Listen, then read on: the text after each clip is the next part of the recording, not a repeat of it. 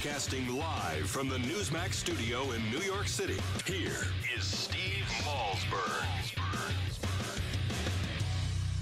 If President Putin and Russia are ignoring what should be their long-term interests. Right now, what we've done is impose sufficient costs on Russia that, objectively speaking, President Putin should want to resolve this diplomatically. All right, folks, there's our president. Is he clueless in chief? We'll talk about it with White House correspondent for the Daily Caller, Neil Munro. But first, let me ask you your opinion. Do you think the president should be impeached? Well, go to newsmax.com/Obama poll and vote. Newsmax.com/Obama poll. Should the president be impeached? We'd like to hear from you. And let's welcome in right now Neil Munro. And Neil, welcome, sir. Delighted to be here. Well, thank you for coming. I really appreciate it. Great piece, President Obama, clueless in chief. You started off from you. And let's welcome in right now Neil Munro. And Neil, welcome, sir. Delighted to be here. Well, thank you for coming. I really appreciate it. Great piece, President Obama, clueless in chief. You started off with he doesn't understand why Russian President Vladimir Putin is chewing on Ukraine. He doesn't understand why Hamas can't stick to a ceasefire with the Jews. He doesn't understand why the Senate isn't gridlocked. That kind of sums it all up, doesn't it? Yeah, I'm supposed to be a reporter, and I didn't want to sort of write something so, blatant. But I'm sitting there in the press room watching the president, and he's repeatedly admitting and saying the most preposterous stuff. Like, you just heard him say, Putin, in his own best interest, he should be doing something I agree with. Well, foreigners are foreign for a good reason. They're not people like you, Mr. President. And you'd think he would have realized this on the job. But he repeatedly makes the same mistake. He repeatedly thinks the Muslim Brotherhood is just like, the Kiwanis Club.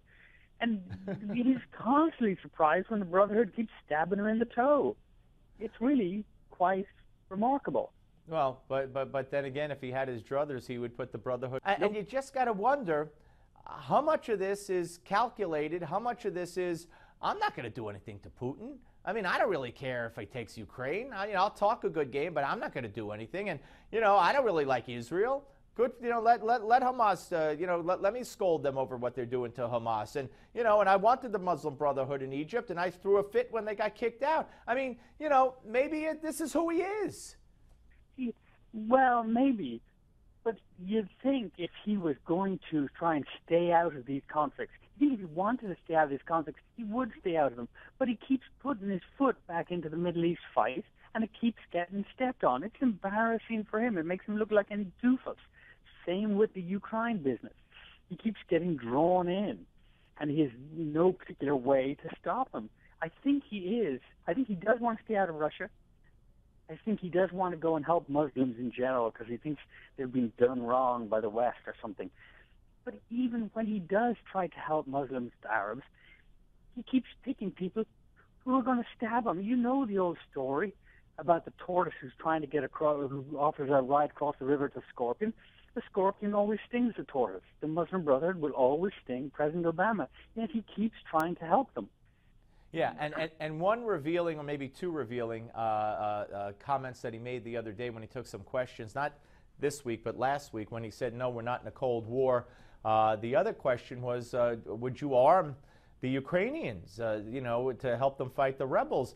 And he actually said, even though they're begging for that kind of help, and all we're giving them is our MREs, rations, he said they're better armed than the rebels, number one. And number two, we don't want to increase the bloodshed. The object is to decrease the bloodshed. So I think that was a very big window into his thinking. Yeah, he just doesn't want to get involved in Russia thing.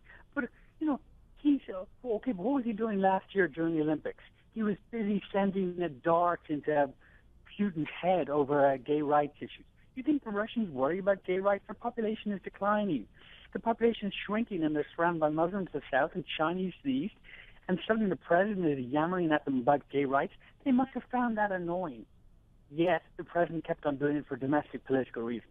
So the president is thoroughly inconsistent. He's inviting and creating foreign policy problems that are coming back to hit him before he leaves office.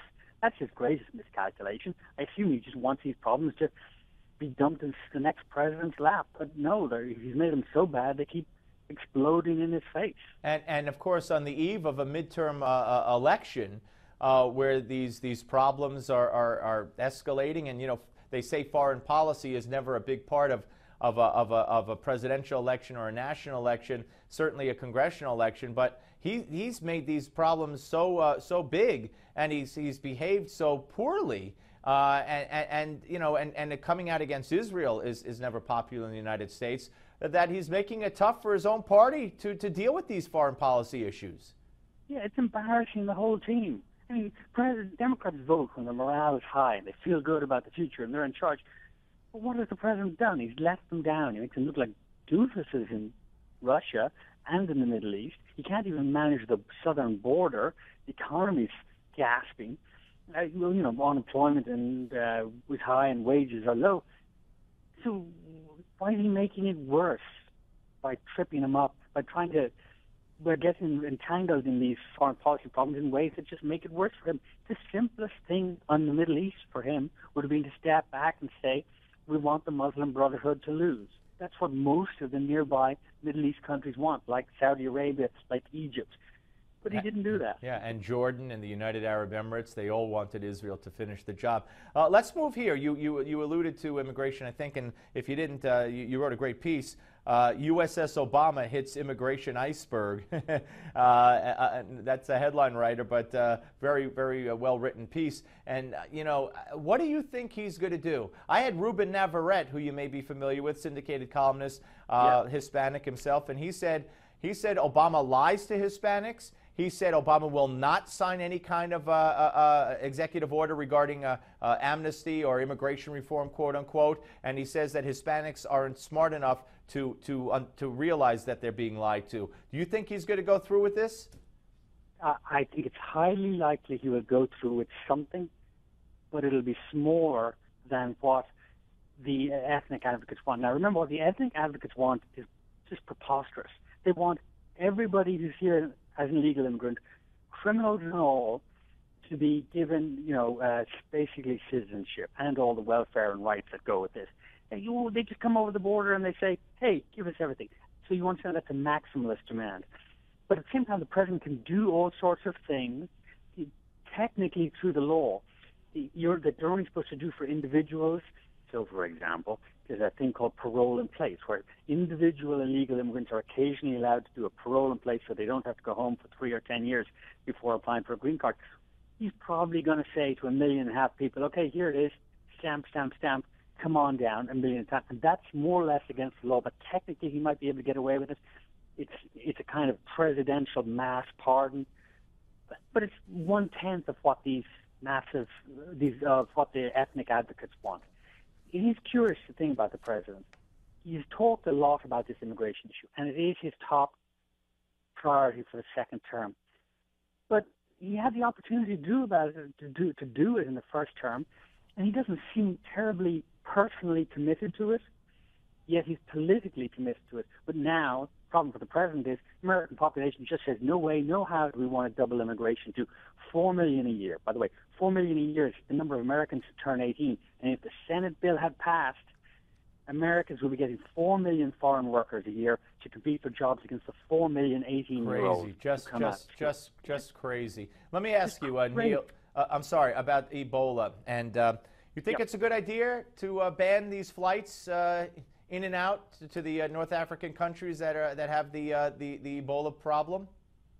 The trouble is, what happens if you ban a flight out of Africa, Mr. Disease of the day can fly to Europe or South America and fly in here. So it's practically not very likely. But it would be nice if they set up more stringent controls and not be blasé about it. But it's going to be very hard. This particular disease, it can remain hidden for a while in somebody. They can fly and they look perfectly healthy, and then they start spewing it out on the neighbors. Well, we got 2 Americans contracted it here. now. They brought the second one back, and you know, there's a woman in Ohio being tested. There's a man that's still in isolation here in Mount Sinai, and Dr. Sanjay Gupta had maybe let it slip that there were actually 6 people in New York City that were being tested, and that story seems to have gone away, but he reportedly said that. So, you know, it gets scarier and scarier. Neil, great to talk to you, sir, as always. Thank you very much. Thank you. Bye. My pleasure. Neil Munro, ladies and gentlemen, White House correspondent for the Daily Caller. I mean, I got article after article here. American hospitals unprepared, Ohio hospital patient being tested. As I mentioned, risks along the U.S.-Mexican border of Ebola coming into the country that way. If you think that with our lackadaisical attitude on very many fronts here regarding Ebola, that we're not going to get it in this country, I got a bridge to sell you, and it's not far from here. Coming up next, Give Me 5 on the Steve Malzberg Show.